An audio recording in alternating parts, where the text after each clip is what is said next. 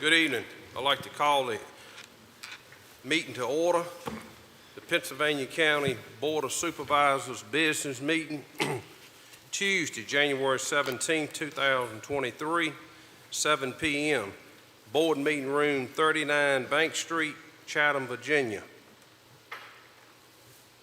Ms. McCluster, can we have a roll call? Mr. Cheshire? Here.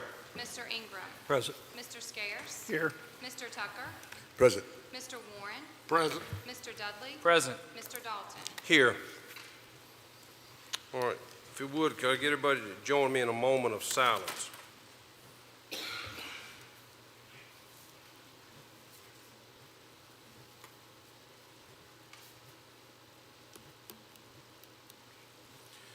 you would, have everyone stand for the Pledge of Allegiance. I pledge allegiance to the flag of the United States of America and to the republic for which it stands, one nation, under God, indivisible, with liberty and justice for all. Thank you.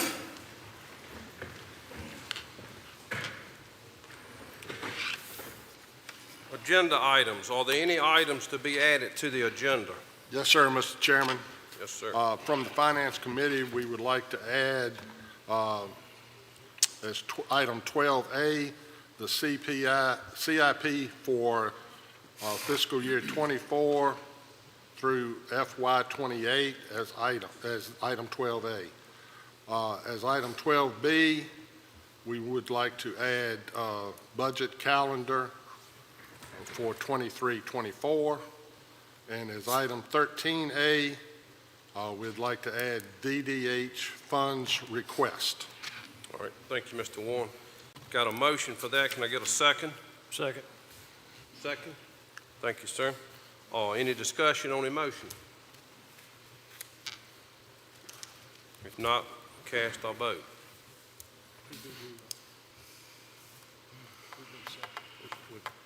Was Mr. Ingram second? Okay.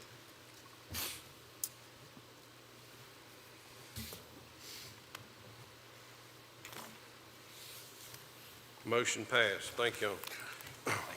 Item 6, approval of the agenda.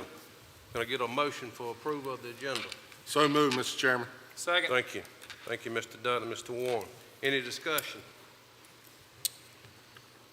If not, we're ready to vote.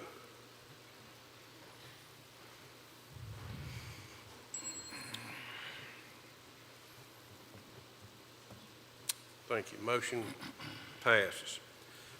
Item 7, consent agenda. Can I get a motion to approve the consent agenda? I'll make a motion. Thank you, Mr. Chesser. Can I have a second? I'll second.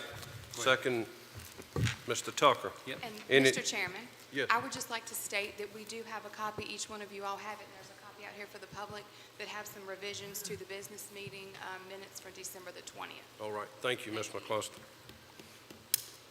I got a second from Mr. Tucker. Any discussion? If not, cast our vote.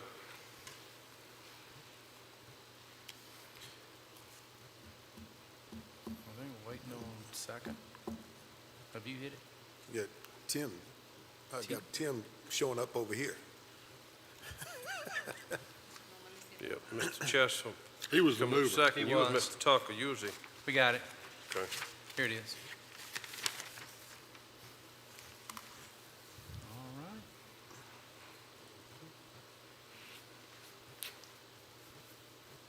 Very Good. All right. start. Motion passes. Thank you all. All right. Presentations. Let me see here. Yes, we have a presentation from Miss Gladys Winbush. Is anyone here present to accept that presentation award? Do you know of anybody, Mr. Tucker? I do not. Okay. Mr. Chairman, and to the board and to the audience, I did have the privilege of going down on January 10th, and I actually witnessed her 100th birthday, so we celebrated it with her, and gave her some well wishes, and I know the sheriff department and some of the deputy sheriffs were down, and they tried to have at least 100 greeting cards, that sort of thing, and there was some family there that day. But I was just amazed at a person being 100 years old and being very lucid and very alert, and just, just thanking the Lord for, being there that many years. So thank you, and my recommendation is that we will either send it to her, or if you like, I don't mind making another trip down to the Ebenezer Baptist Church and maybe present it to her pastor so that they can get it into her hands. That would Okay. be great. Thank Yeah, that's awesome, 100 years old. Thank you, Mr. Tucker. Item B, Danville Redevelopment and Housing Authority, presented by Ms. Diedrich. Larissa Diedrich.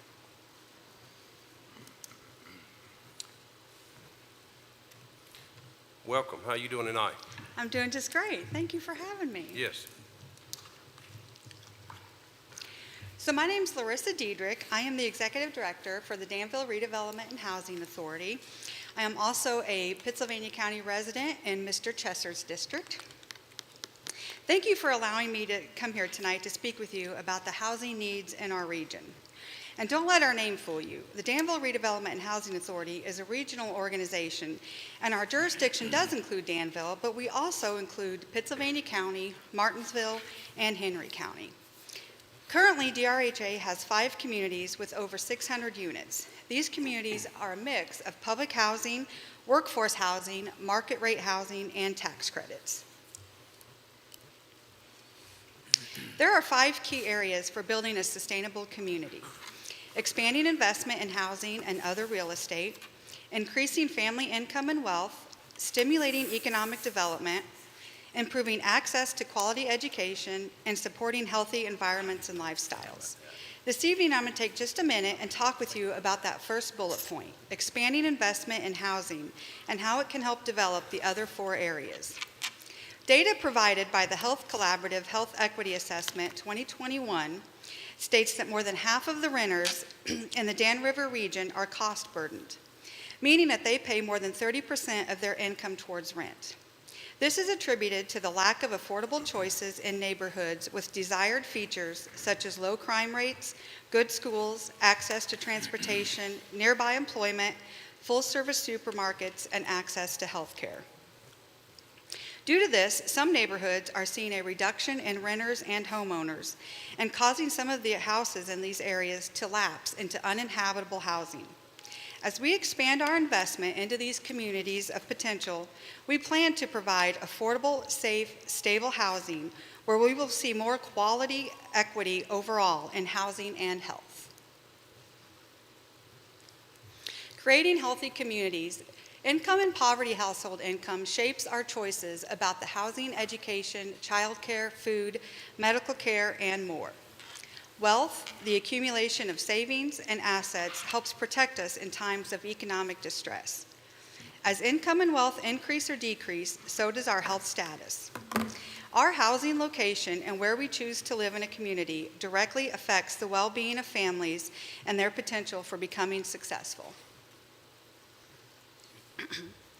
In 2021, DRHA developed the Dan River District Development Council, a 501c3 instrumentality for the purpose of educating communities about housing needs and working with municipalities and developers in coming together to create affordable workforce housing options. As more job opportunities enter Pittsylvania County, the need for workforce housing increases. Both rental and home ownership opportunities in Pittsylvania County are needed to support the influx of future employees that wish to move and work in Pittsylvania County.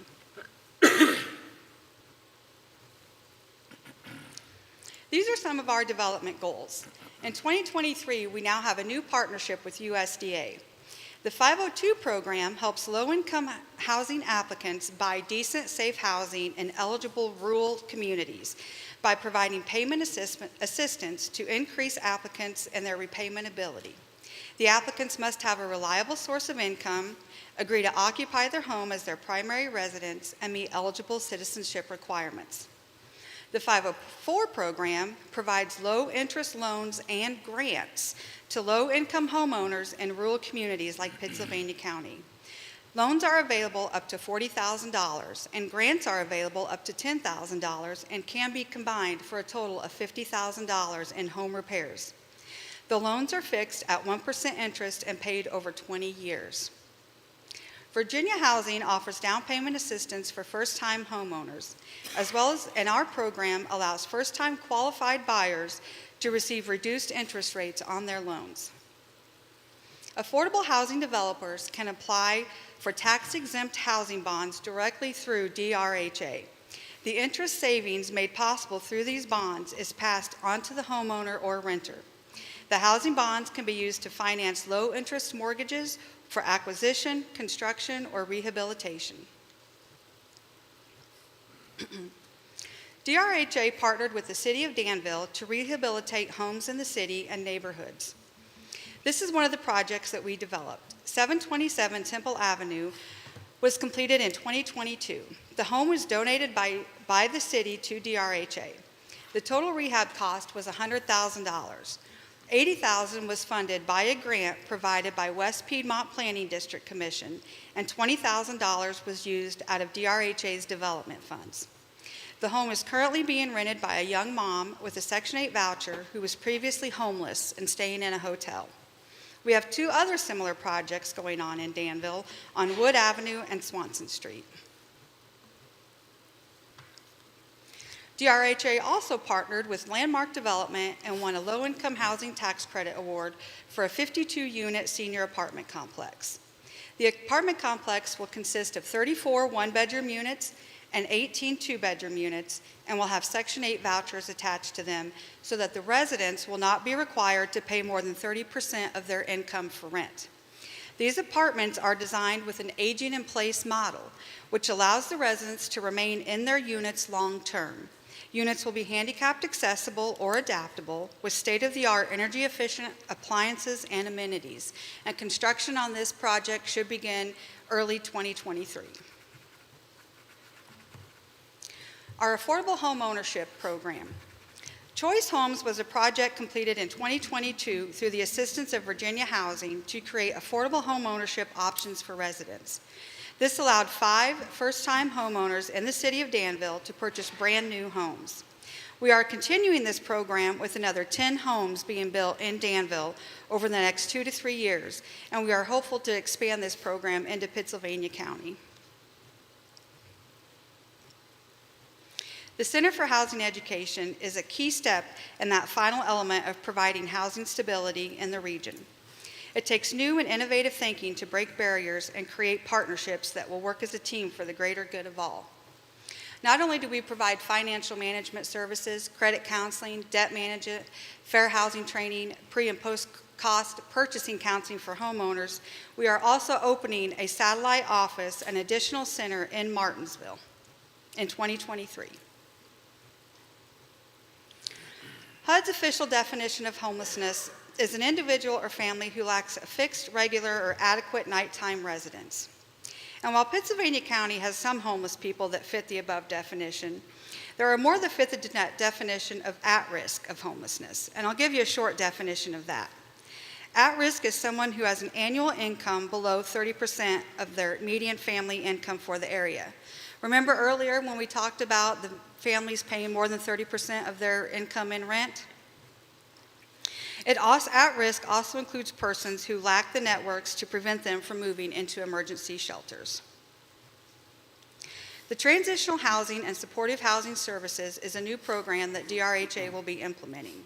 It's a partnership with our nonprofit and the City of Danville and our local COC. Homeless individuals will be referred to our 501c3 through resources such as social services and STEP. They will be referred to us. They will have an intake. Once they are qualified, they will move into one of our transitional housing homes, where they will receive supportive services for a minimum of 6 months. Once they are stable, once they have a stable income, they will be given a Section 8 voucher, where they will begin to look for a permanent housing program. Once they find permanent housing on Section 8, they will be enrolled in our Family Self-Sufficiency Program, allowing them to work with our Center for Housing Education for home ownership. Essentially, we plan on taking people who are homeless into a transitional home, into a permanent home, and finally into home ownership. And all of this is done through regional services and partnerships within our community. The Housing First model. This is evidence-based, low-barrier approach to homeless services built on the belief that housing isn't something to be earned, but something that everyone has a right to. Oftentimes, a barrier to housing are long waiting lists in both public housing and Section 8. I'm sure everyone has seen on the news that the housing authorities all over the country have waiting lists for their programs. So DRHA created preference points to assist the area's most vulnerable citizens. We have preference points for applicants that live or work in Danville or Pittsylvania County. They move to the top of the list. Applicants that are veterans, applicants that are experiencing homelessness. We have special vouchers for people with disabilities, and we have special vouchers for people who are leaving foster care. We also have special vouchers for people who are fleeing domestic violence. DRHA believes that landlord education is a vital part of a strong community. We work with the landlords to assist in keeping residents housed and provide resources for the landlords as well as the residents. DRHA currently has over 1,700 Section 8 vouchers in Danville, Pittsylvania County, and Martinsville. These are funds, these are HUD funds that go directly to private landlords. This assists our residents with rent. Our vouchers are primarily used to assist elderly, disabled, veterans, people exiting the foster care system, and families who are homeless with children. Our landlord education program provides information on landlord rights, tenants' rights, Section 8, compliance with HUD, HQS inspections, and we also offer landlord incentives if people are interested in becoming a participating landlord. Our staff has a great outreach program. We participate promoting on Section 8. We teach people about how to offer mediation services, and we also educate landlords on the important role that they are playing in our community to keep people housed. Our mediation services include repayment agreements, addressing complaints, lease violations, and financial education for residents. We are proud to offer a variety of services to assist our residents in becoming the best version of themselves. We believe that in order to help people, we have to first house people. We have to get them stabilized and out of crisis so that we can focus on a brighter future.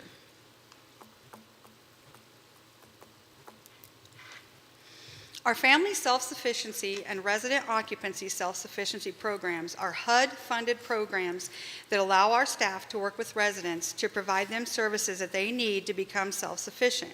They currently work with community partners in accessing and bundling the resources needed for residents to remain stable and find financial security. We assist them with education.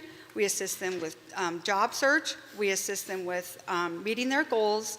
And once they set their goals, they have to stay on the program for 5 years. At that point in time, when they graduate, they are earning an escrow, and the money that they get in 5 years, they can collect that out of the escrow account and use that to put on a down payment towards a house. A comprehensive program designed to educate and assist residents facing immediate eviction and homelessness is our eviction prevention program. It's intended to build and improve relations between residents and landlords, decrease the number of eviction for lease violations, work closely with community support agencies, develop strategies to keep people housed, and provide mediation so that it prevents court intervention. Finally, our Scholarship Advancement Fund. This is our latest project. We support residents entering 2-year colleges, 4-year colleges, or trade schools. Our scholarships are available for people in our communities from $500 to $2,000. Our Scholarship Advancement Fund assists people with tuition, supplies, and transportation. And you will all see that you have a box up there. Those are your invitations to our first scholarship gala. It is going to be on March 4th, 2023 at the Institute for Advanced Learning and Research. We hope that you will all join us. It's going to be very exciting. And once someone receives a scholarship through DRHA, they can then go on to apply for the state scholarship through the Virginia Association of Housing Authorities.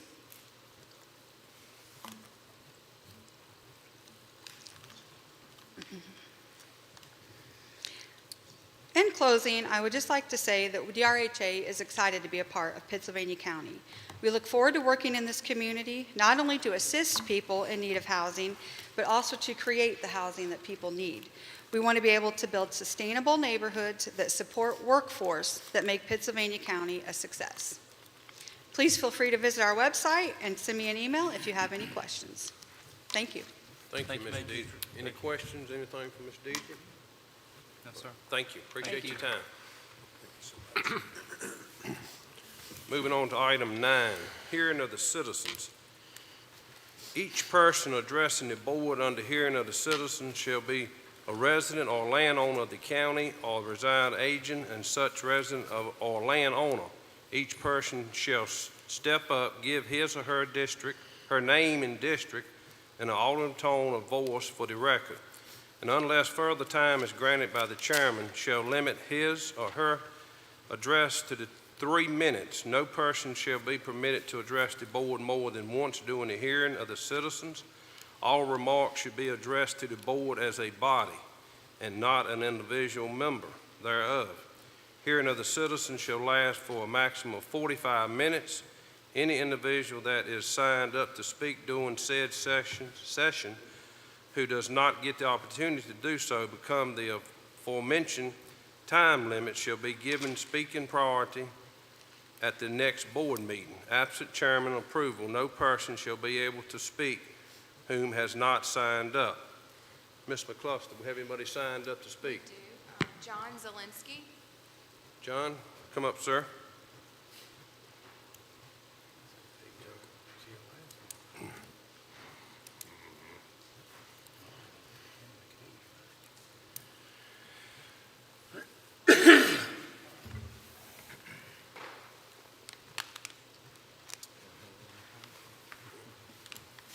Welcome, John sir. Zielinski, Chatham, Blair District. Yes, sir. Welcome. I'm here, what I see as a problem, and I also got some solutions. Maybe you don't see it as a problem, but I do. Back on November 15th, you had a presentation about the trash compactors. When you add them up and take a look at it, in this packet that I just gave you also, that's $1.1 million. That's a lot of money. Okay, now if you take a look at some of the other pages I have in that little packet, the population of Pennsylvania County and how it's been declining over the years. Sure, I hate to have a salesman with these numbers, right down the tubes. But in any event, it's projected last year there was 396 people that left Pennsylvania County. In the presentation back on the 15th, it was showing an increase in tonnage for trash. Numbers to me doesn't add up. If you have fewer people, you got more tonnage. Now, when you take a look at the presentation was based on Mount Herman. It's a border compactor. Motley's a border compactor. And Berry Hill's a border compactor. I can't see expanding any of these compactors unless we really go to the root cause of what the problem is and where the additional tonnage is coming from. Can't be coming from the citizens because we got fewer citizens. I did a little survey on the what surrounding counties do, and I guess this goes into here's a solution for the problem, if it is a problem. One recommendation is to stop the expansion thing. The other recommendation would be we're looking at, and you're making decisions based on one person or one company's findings. The consultant that you're using or the county is using for the landfill. My experience is you hire a consultant and you go wrong with confidence. Recommendation is get another consultant in and see what he says. You're making decisions based on, a 40 and 50 year life of this. I'm not sure that's really valid just on one person's opinion. The other thing that I did and took a look at is what the surrounding counties do. Take Henry County and you take Campbell County. Henry obviously is, we know where that is. Campbell is the Motley County, next one. But they have stickers, resident stickers, on who can use their facility and dump their trash in their compactors. You know, we may want to take a look at putting the stickers back on. Somebody told me we had this years ago. I'm not sure if we did or not. Another problem that I see that would increase tonnage to the landfill is allowing scrap to be thrown into the landfill. You know, the landfills that I've visited so far has enough room for a lay-down area where you can lay down the scrap and have a scrap dealer come in, pick it up, and pay us for it. You know, why should we be burying it in the landfill? Sir, you need to start winding down. Your time is run out. Well, I can come back next month for more That's solutions. fine. Thank you. Yeah, take the metal out of the landfill, get a scrap dealer to do it. Okay. Thank you for your time. Anybody else signed up, Ms. McCluster? Yes, Mr. Chairman. Ben Meeks was late to the meeting, and he would like to speak if you will allow it. Yes, that will be fine. Come up, Mr. Meeks. Good job, Darrell. Thank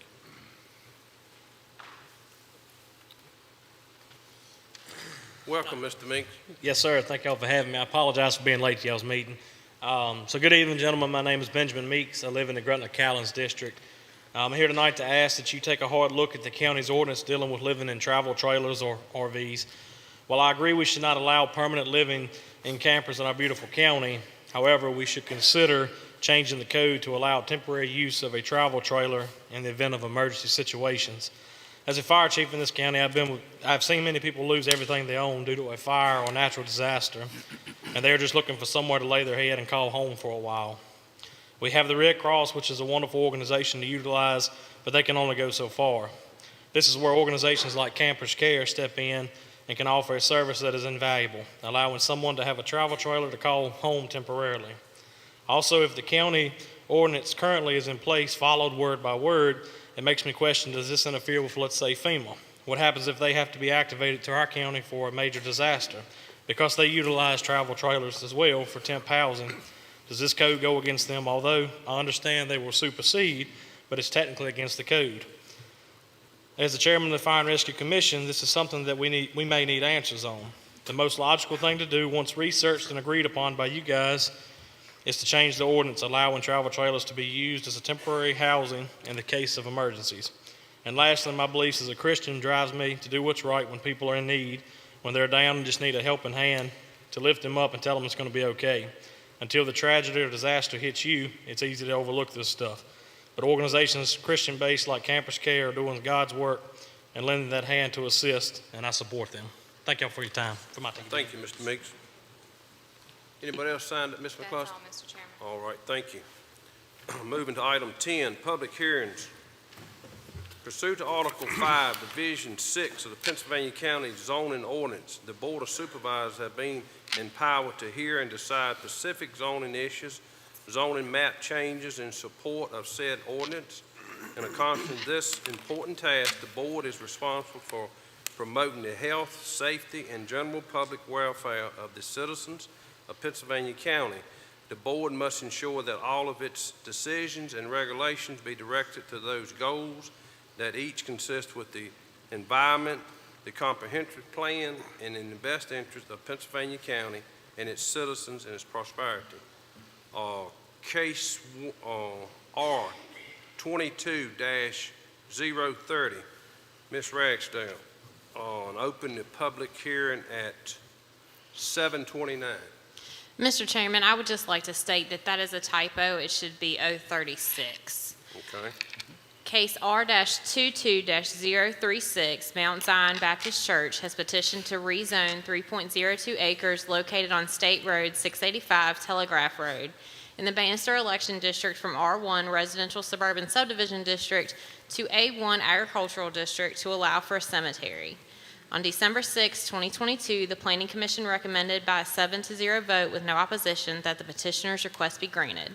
Once the property is rezoned to A1, all uses listed under Section 35-178 are permitted. The staff summary is enclosed in the board packet. Mr. Chairman, I believe Mr. James Stone is here to represent the petition. All righty. Mr. Stone? you have anything to add to it? Okay. All right. If not, we'll close the public hearing at 7:30. And the pleasure is Mr. Tucker's. In case R-22-36, I'll make a motion to approve the rezoning of 3.02 acres from R-1 residential suburban subdivision district to A-1 agricultural district to allow property to be used for a cemetery. I'll second that. Second by Mr. Dudley. Any discussion on the motion? If not, we can cast a vote.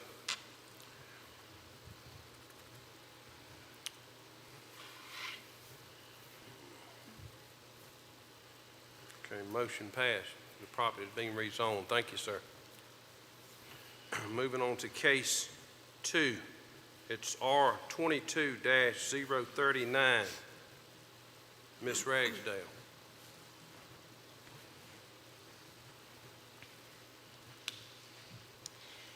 Case R-22-039, JDA Associates Incorporated has petitioned to rezone a total of 3.396 acres located off State Road 1564 Talbot Drive in the Chatham Blair's election district from A1 Agricultural District to R1 Residential Suburban Subdivision District to consolidate with 3 separate adjacent parcels zoned R1.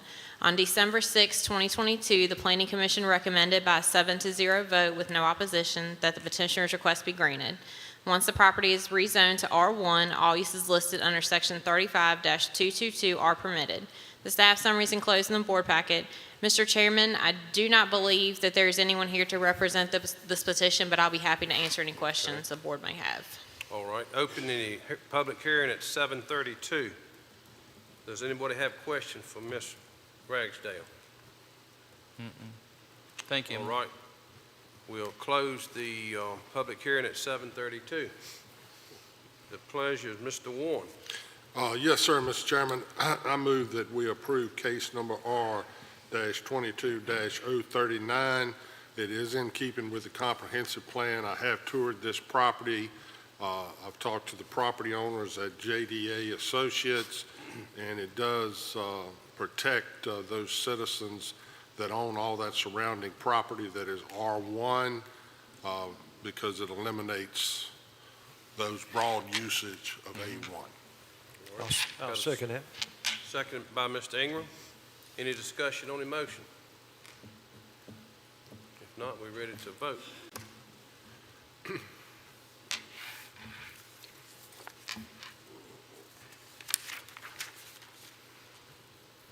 All right, motion being approved.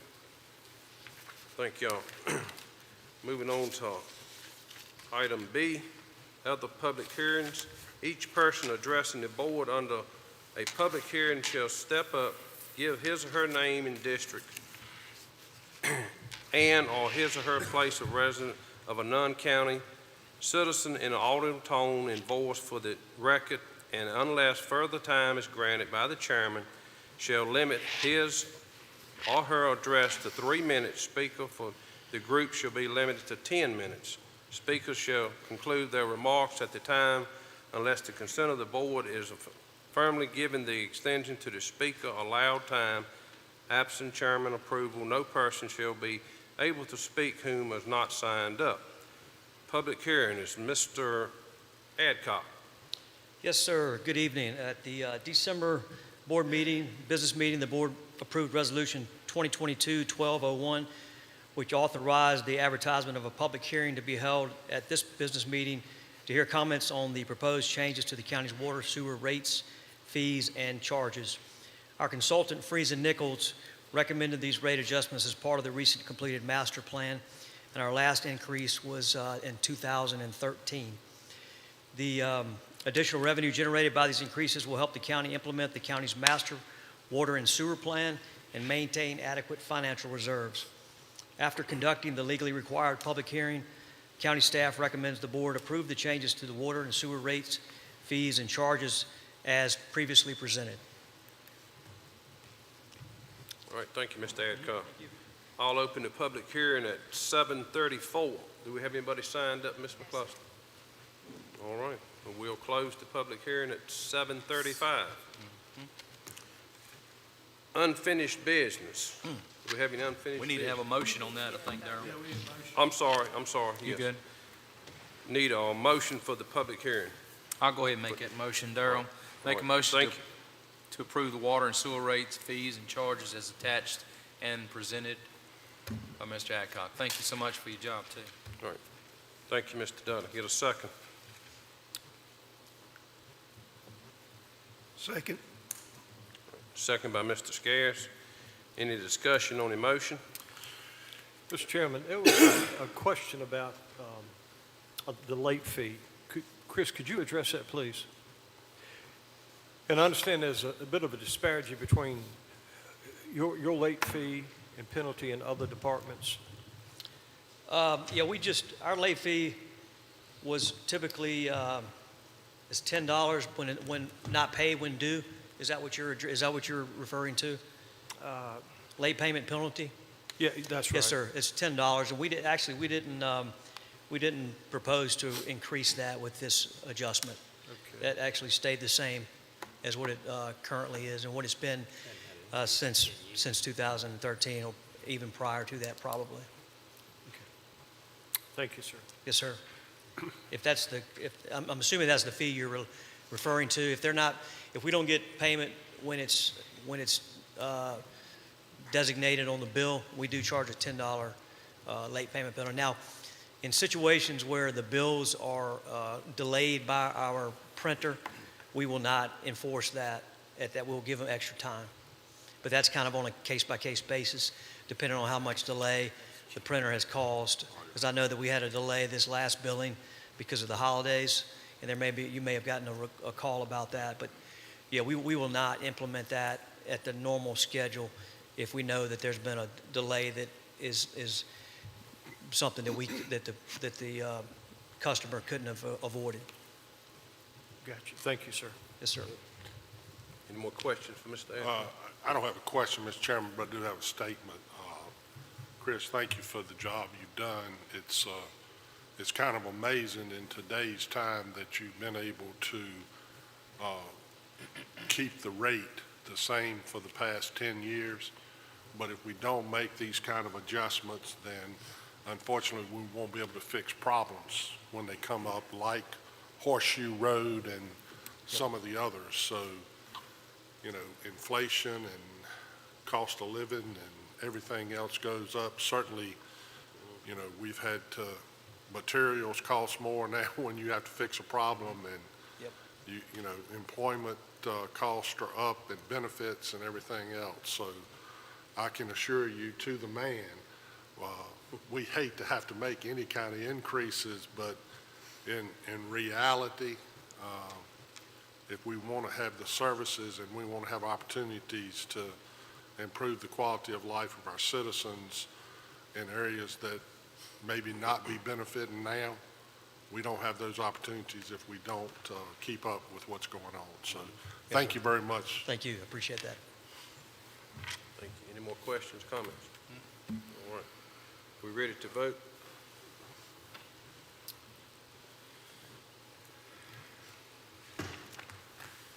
All right, motion passes.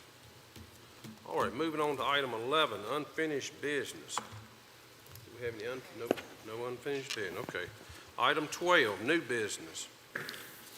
We've got item A, CIP for the FY 24-28. We need to vote on this separate or as a block? Yes, we're going to do Separate. these Okay. Can I get a motion on that item? Mr. Chairman, I make a motion that we approve the CIP as presented at the work session by Ms. Vanderhyde for FY 24 to FY 28. I'll second that motion. Thank you, Mr. Warren. Second by Mr. Tucker. Any discussion on the motion? I'd just like to reemphasize that this is a work in progress. It is not guaranteeing anybody anything. We're just starting the process, and Mr. Vanderhyde's doing a wonderful job, and we appreciate that, but we want to be crystal clear that until the board approves something, there are no one that can give you anything and say that you're going to get it. No employee, no individual board member. It's got to be collected from the board. And we just want to be clear on that so there's no discrepancy on that from the Finance Committee and from the board. All right, thank you, Mr. Warren. Any other discussion? Not, we're ready to vote.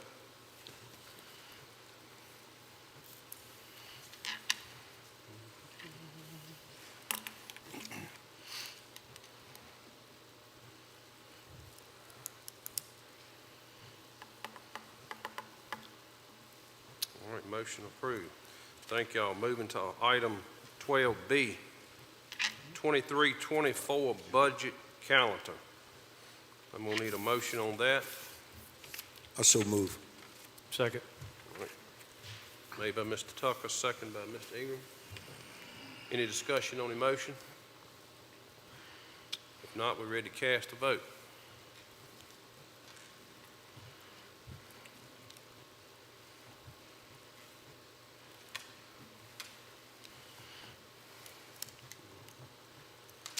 Motion passes. Moving on to item 13, matters from the work session. 13A, we got VDH funds request. I'll take it, Mr. Chairman. All right, go ahead. VDH funds request is presented, item 13A. I move that we make a motion on that one. Okay, thank you, Mr. Dudley. Thank you, Can I sir. get a second? Second. Thank you, Mr. Ingram. Any question, discussion on the motion? Not, we're ready to vote.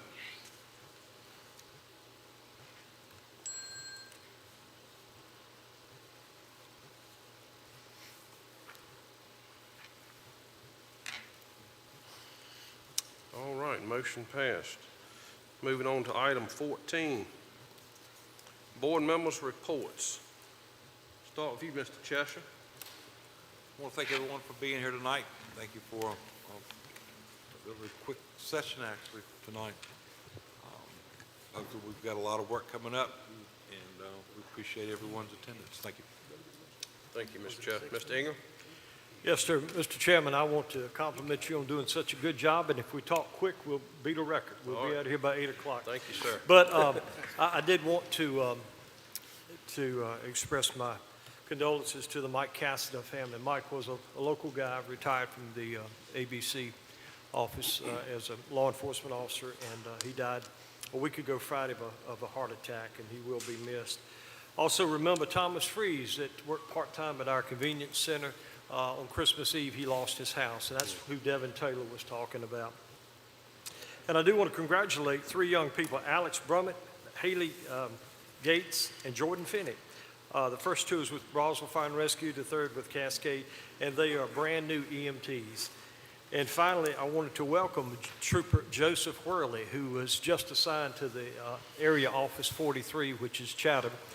And he is the son of Mark Whirley, who works in our jail. So Joseph is a new trooper. I saw him Saturday morning, lighting up 58. So y'all watch your speed.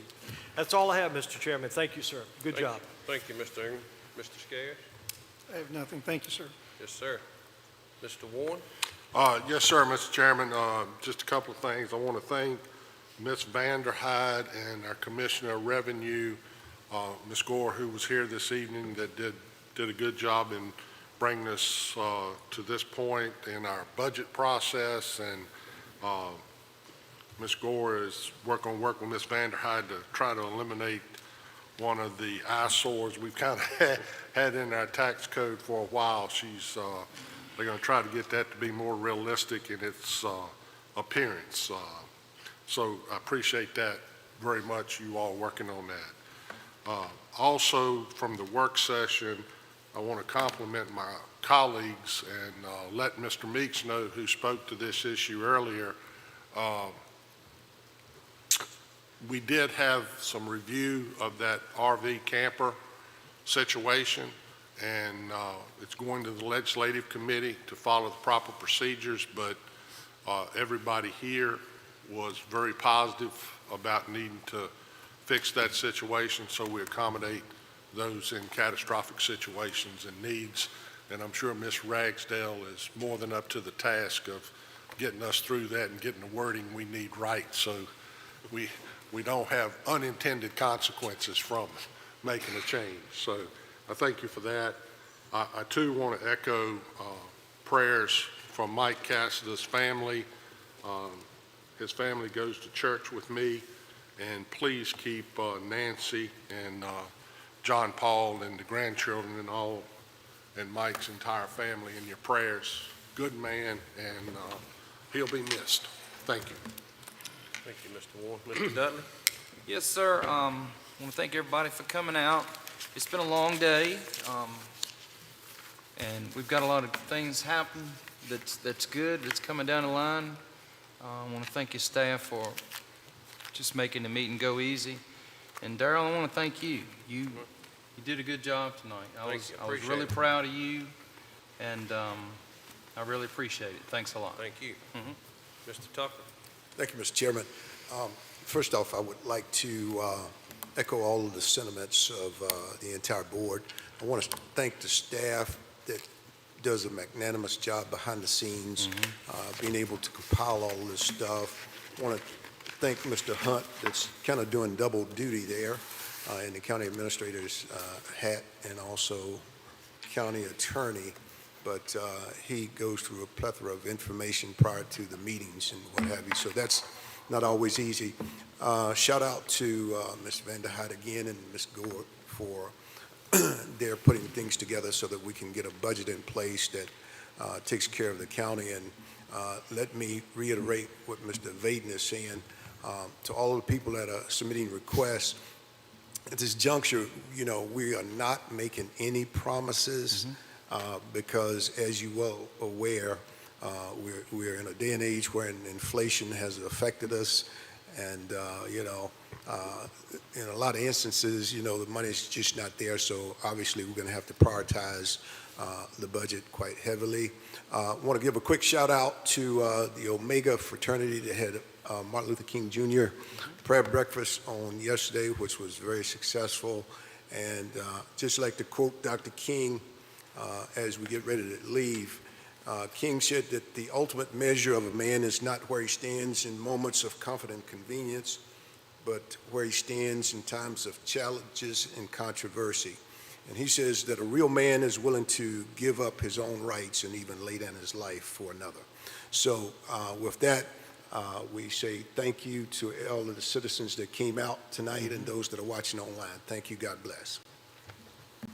Thank you, Mr. Tucker. Y'all done stole all my thunder, but I'm going to echo all. That's all right. I just want to say thanks to everybody, for the citizens, all the staff, all the hard work, and I know we got a lot to work on and try to get accomplished for this budget. Yep. But again, thank everybody.